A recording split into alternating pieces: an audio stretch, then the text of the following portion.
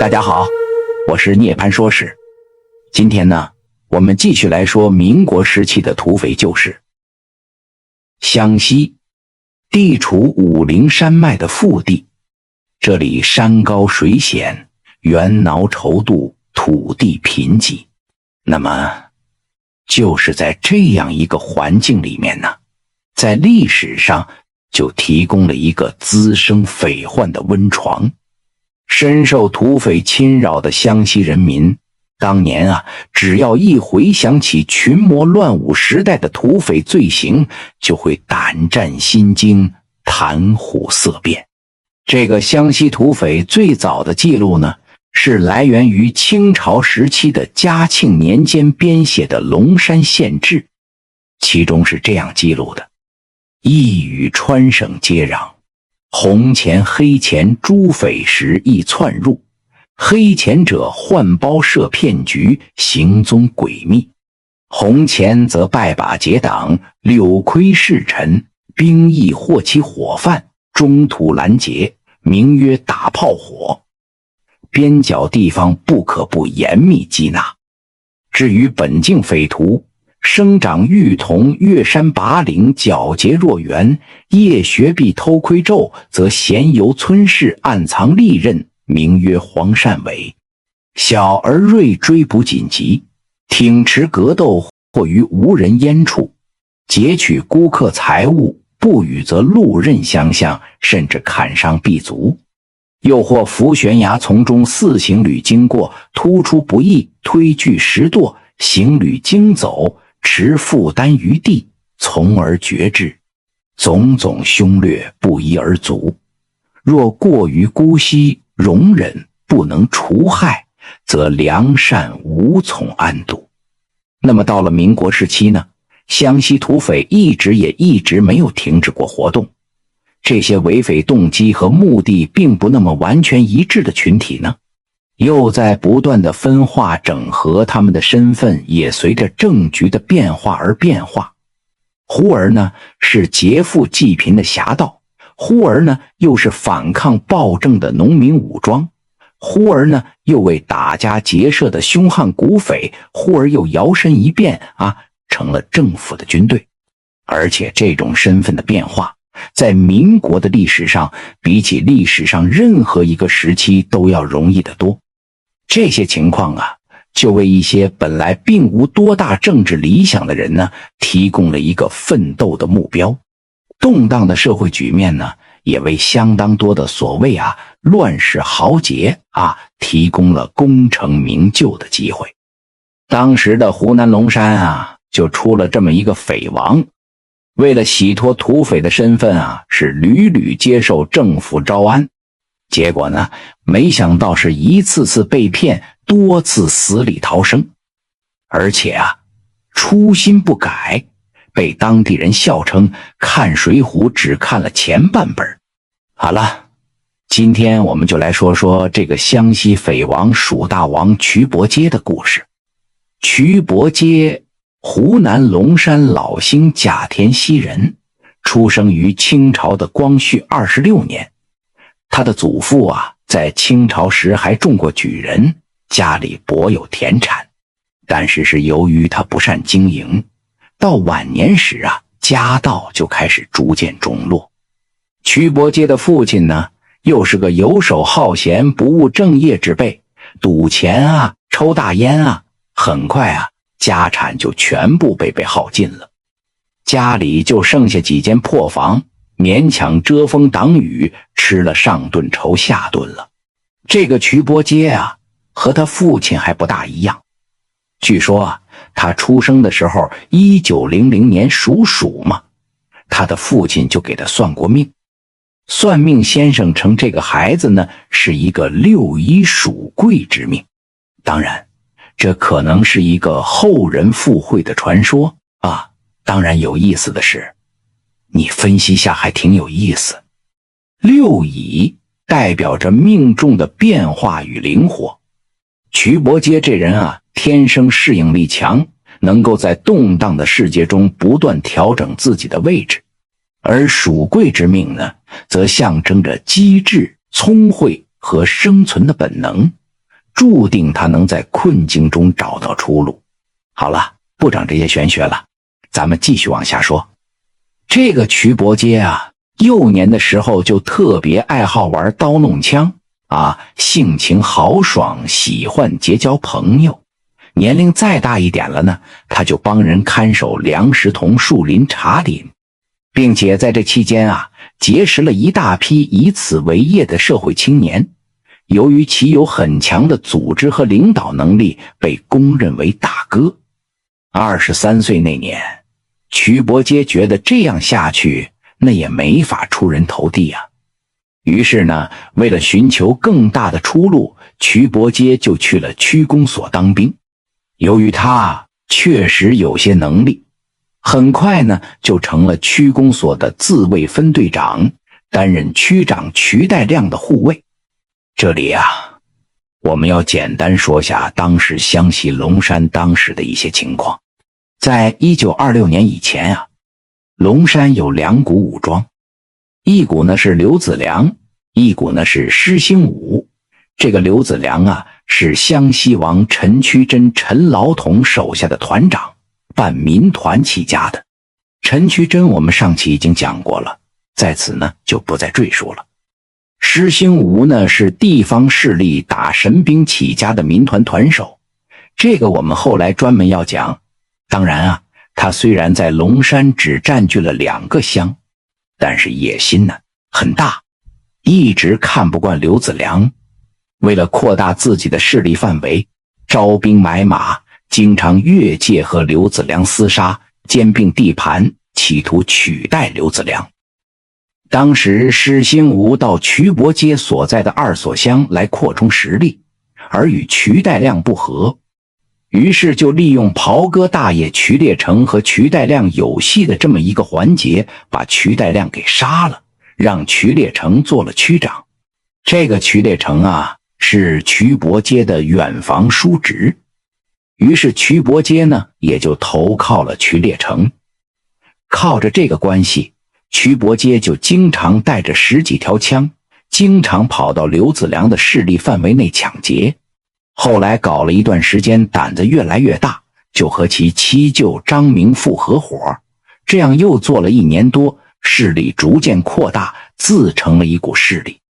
瞿伯接这样肆无忌惮地在刘子良的地盘抢劫，刘子良呢肯定也收拾了瞿伯接几次，但是由于瞿伯接的队伍啊行踪不定，一时也拿他没办法。于是刘子良就报告给了陈老统，因为瞿伯接是在施兴武的范围，陈老统就叫施兴武去剿灭瞿伯接。施兴武当然不敢不听啊，但是呢他也不愿剿灭，于是他给陈老统请示是否可以收编该股土匪。那时这种情况其实很多，陈渠珍于是也就答应了施兴武的请求。瞿伯接听说能够收编有正式事业编制，那自然高兴啊。但是去见了施兴武才知道，收编后他七舅张明富做了连长，而自己呢则屈居一个副连长。这件事让一向心高气傲的瞿伯接认为啊，是施兴武对自己不信任，一气之下不服收编，和张明富分道扬镳，带着自己的一部分人枪拖到湖北来凤去了。说来挺远是吧？其实呢，来凤和龙山啊就隔着一条河。瞿伯接经自己妹夫的介绍，搭上了来凤县白夫乡的地头蛇彭树安的线。彭树安就任命瞿伯接为连长，瞿伯接就在来凤龙山交界的卯洞的几个大山洞里面啊安营扎寨住了下来。但是这个彭树安呢，他也没多少钱去接济他们。不过活人总不能被尿憋死不是？何况他瞿伯接还有人有枪。于是呢，瞿伯接啊就经常率队跑到龙山施兴武的地盘去抢劫。施兴武当然很不高兴啊，这小逼崽子怎么这么不识抬举呢？于是呢又叫张明富去暗杀瞿伯接。谁知张明富的暗杀没成功。施兴吾见暗杀不成，为了泄愤，就捉了瞿伯阶的外甥，并杀了瞿伯阶妹妹的公公。瞿伯阶气急，于是率队围攻张明富，将其人枪归拢，并且手刃了其七舅张明富。当年又发生了另一件事情，那就是来凤那边10几个乡是属于项卓安管辖的。这个项卓安他也是土匪出身，被国民党收编后委以旅长之职。彭树安又不听项卓安的招呼，于是项卓安又杀掉了彭树安，瞿伯阶部也被项卓安收编。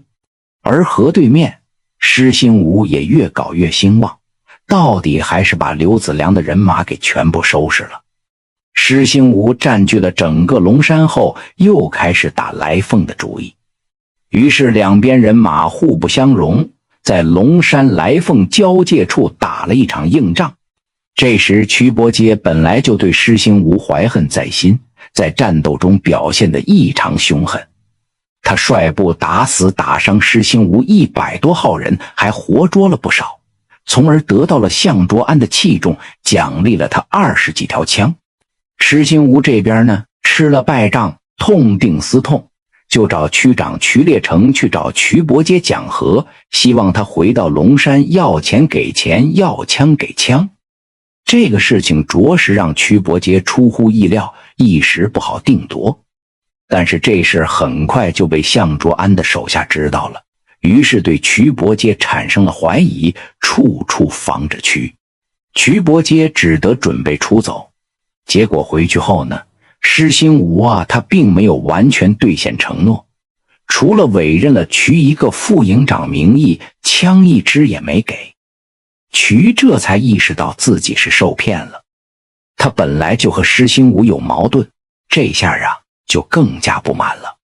但是不久后呢，意外又来了。施兴吾病死了，其弟施兴周接任了队伍。1935年，施兴周投靠了陈老统，被任命为保安团团长。这时贺龙将军刚好在湘鄂边区策划红军北上的事情，围攻龙山县城。施兴周调瞿伯阶去守龙山。瞿伯阶知道红军厉害，但又怕怂了被人笑话，于是把队伍分成2部分，自己带着一部分人守龙山县城，另一部分由其胞弟瞿兴景会同当地一股王继安的土匪在明溪乡四周抢劫。结果呢，红军在围攻龙山达到战略转移目的后，主动撤离了龙山，参加长征去了。那到了守城的这边论功行赏的时候，瞿伯阶满以为自己守城有功，该得到奖励，谁料施兴周却把所有的奖励都给了自己的亲信。瞿伯阶大失所望，当夜就从龙山撤走了，还顺手牵羊缴了施兴周的一队人马的枪回了明溪乡。施兴周见瞿伯阶走了，又和另一帮股匪王继安勾勾搭搭，怕对自己不利，然后又托人来安瞿伯阶的心，并给了瞿一个营长。1937年淞沪会战爆发，国民党要陈渠珍将其部队编成一个师，带出湘西抗日。在龙山方面，陈渠珍就让施兴周编2个营出去，施兴周又下派下去，瞿伯阶那也要编一个连。施兴周给瞿伯阶说，抗日嘛，人人有责，你自己不愿出去，派个亲信带出去也可以。瞿伯阶信以为真，就编了一个连，让自己亲弟弟带出去。王继安也摊派了一个连，然后呢就交给自己的儿子带出去。谁想到国民党还有一层目的，就是要消灭湘西匪患。所有受编的部队，编的编散了，关的关起来了，杀的杀掉了。瞿伯阶和王继安的人马自然也逃不掉。一个晚上，瞿伯阶的弟弟瞿兴景被包围在驻地，全部被缴了械。同时，一个连的军队将瞿伯阶也包围了起来。瞿伯接不愿束手就擒，两边交火后，瞿伯接的堂弟被当场打死。瞿伯接以为国民党总不会对自己老婆孩子动手，于是单枪匹马地夺路而逃。谁知国民党军队见没抓住瞿伯接，直接就把他老婆孩子抓回龙山县城关押了。也就在当天晚上，国民党就下令将其胞弟瞿兴景及带去的有40多个人聚集在一个草坪上，全部枪毙了。瞿伯接如同惊弓之鸟，火筒上同样差点被打死的王继安一直跑到了四川酉阳的亲戚彭继才家中才敢停下来。这个彭继才在当地有些势力，瞿伯接和王继安就暂时躲在了酉阳趴壕避祸。好了，今天的故事就分享到这里，感谢您收看涅槃说史，咱们下期接着说瞿伯接是如何一步步做大成为湘西巨肺的故事。